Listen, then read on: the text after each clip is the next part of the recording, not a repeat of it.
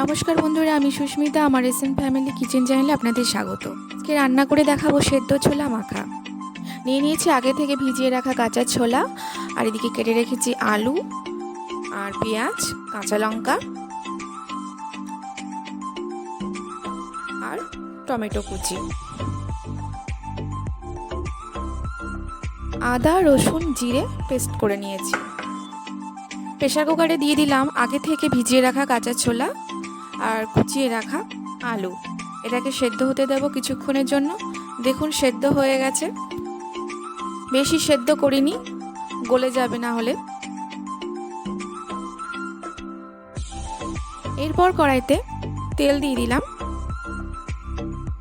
তারপরে কুচিয়ে রাখা পেঁয়াজ আর লঙ্কা একসাথে দিয়ে দিলাম। আপনারা আলাদা আলাদাভাবেও দিতে পারেন, কোনো অসুবিধা নেই। এরপরে লবণ আর হলুদ দিয়ে দিলাম পরিমাণ মতো। এটা কিছুক্ষণ নেড়ে চেড়ে কুচিয়ে রাখা টমেটো দিয়ে দিলাম। এটা কিছুক্ষণ নাড়তে থাকবো যতক্ষণ টমেটোটা হালকা করে গলে না যায়। দেখুন অনেকটাই হয়ে এসেছে।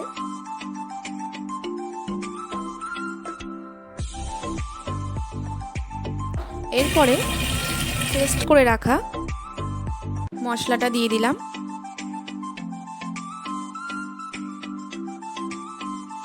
এবার এটা একটুখানি কষিয়ে নেব যাতে মশলার কাঁচা গন্ধটা চলে যায়।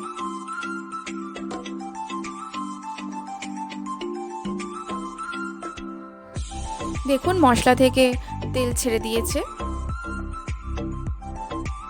এরপরে আগে থেকে সেদ্ধ করা আলু ছোলা দিয়ে দিলাম।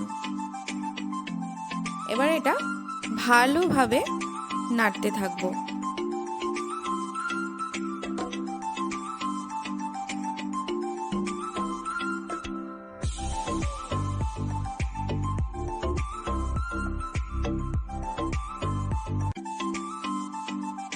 আমার প্রায় হয়ে এসেছে।